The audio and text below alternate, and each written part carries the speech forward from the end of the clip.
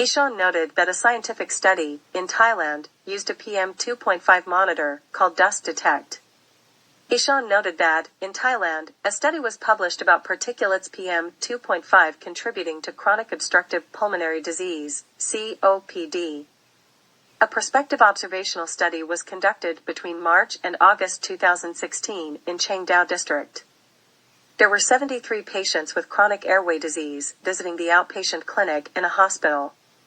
Chengdao is one of the districts in Chiang Mai, Thailand, facing a high level of seasonal air pollution every year.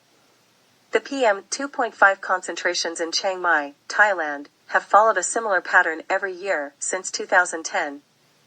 The high level of PM concentration starts at the beginning of December, reaches its peak in March, and subsequently decreases from May to November.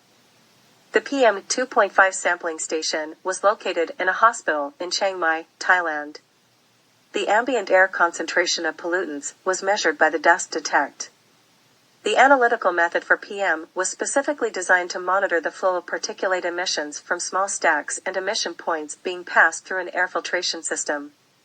A table showed the pollutants data between the PM 2.5 high exposure period, March 2016, and the low exposure period, August 2016.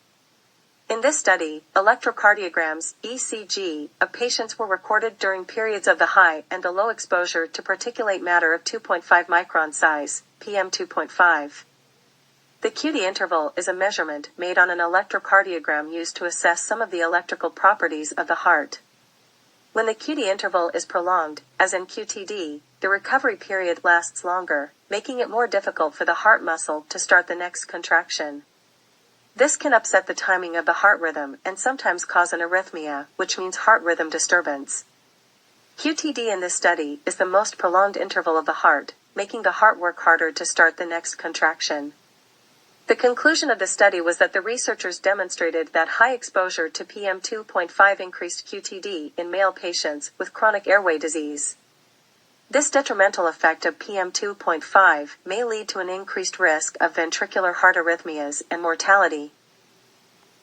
In addition, working indoors and wearing face masks were associated with less QTD during the low exposure period.